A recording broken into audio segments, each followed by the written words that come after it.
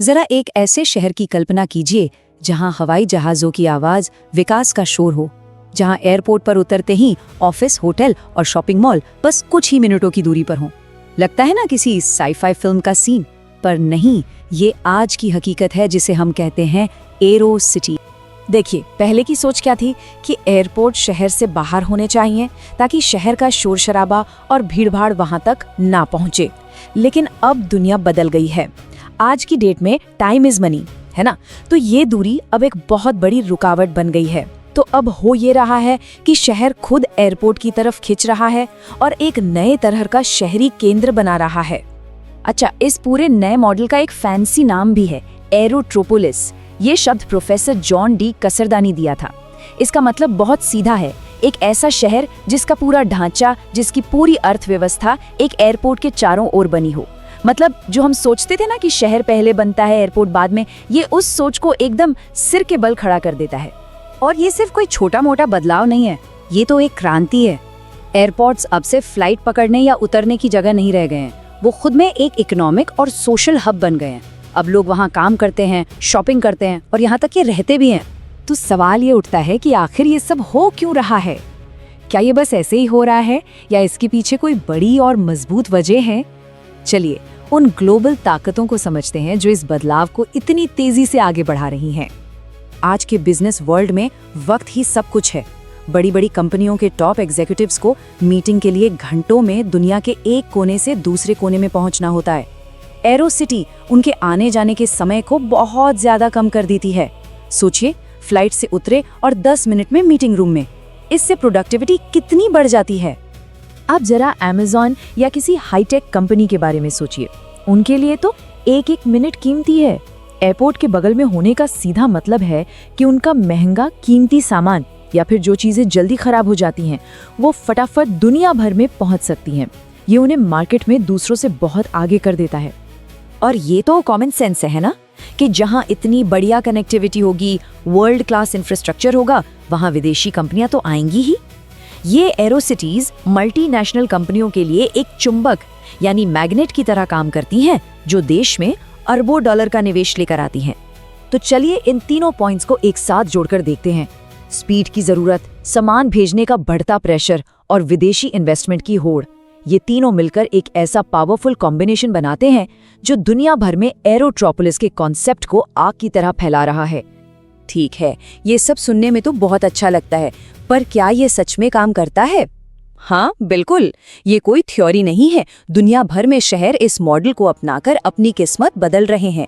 चलिए कुछ ऐसी ही सफल कहानियों पर नजर डालते हैं।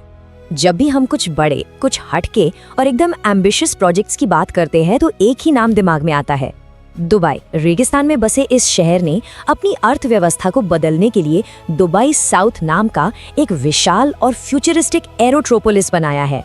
दुबई साउथ ने दुबई की इकोनॉमी को तेल पर निर्भरता से हटाकर एक ग्लोबल टूरिज्म और बिजनेस हब में बदल दिया है।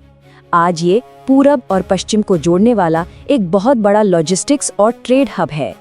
अब एक ऐसे एयरपोर्ट की कल्पना कीजिए जहां आप उड़ान का इंतजार करते हुए एक इंडोर जंगल में घूम सकते हैं या दुनिया का सबसे ऊंचा इंडोर झरना देख सकते हैं।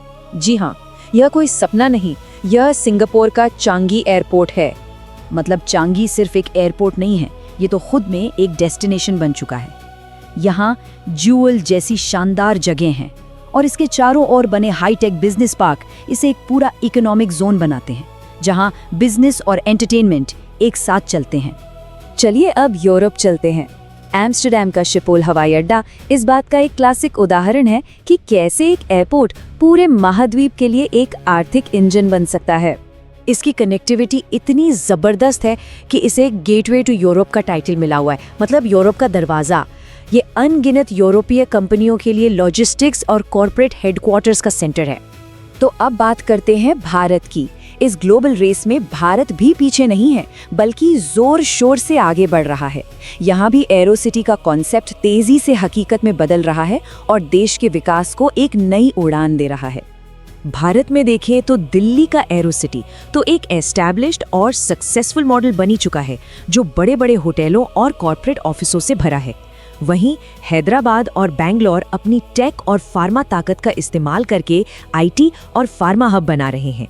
पर असली गेम चेंजर तो नोएडा का जेवर एयरपोर्ट होने वाला है, जिसे लॉजिस्टिक्स और मैन्युफैक्चरिंग का एक बहुत बड़ा केंद्र बनाने की तैयारी है।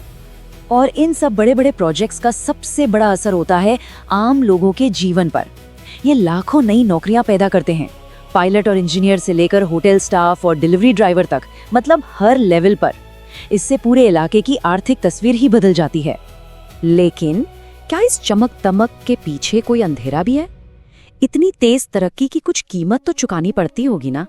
हर बड़े सपने की एक कीमत होती है। तो चलिए सिक्के के दोनों पहलुओं को देखते हैं। ये एरो सिटीज मौके तो बहुत लाती हैं, पर अपने साथ कुछ चुनौतियां भी लेकर आती हैं, जिन्हें समझना बहुत जरूरी है। सबसे पहले तो पर्यावरण की चिंता। ज्यादा फ्लाइट्स मतलब ज्यादा नॉइज पोल्यूशन और ज्यादा कार्बन एमिशन। दूसरा, जमीन का मुद्दा। इतने बड़े प्रोजेक्ट के लिए जमीन चाहिए, जिससे अक्सर वहां पहले से रह रहे लोगों को हटना पड़ता है। और तीसरा, इंफ्रास्ट्रक्चर पर दबाव। जब एकदम से इतनी आबादी बढ़ेगी तो पानी, बिजली और सड़कों पर जबरदस्त प्रेशर पड़ेगा। इन सारी चुनौतियों के बावजूद एक बात तो माननी पड़ेगी, जैसे जैसे दुनिया की अर्थव्यवस्था एक दूसरे से जुड़ रही है, एयरपोर्ट्स अब वाकई में विकास के नए इंजन बन चुके हैं। तो आखिरी और सबसे बड़ा सवाल यही है, भविष्य के इन शहरों को बनाते हुए क्या हम तरक्की और प्रकृति के बीच एक बैलेंस बना पाएंगे? ये सिर्फ एक इंजीनियरिंग या प्लानिंग का सवाल नहीं है, ये हमारी आने वाली पीढ़ियों के प्रति हमारी जिम्मेदारी का भी सवाल है।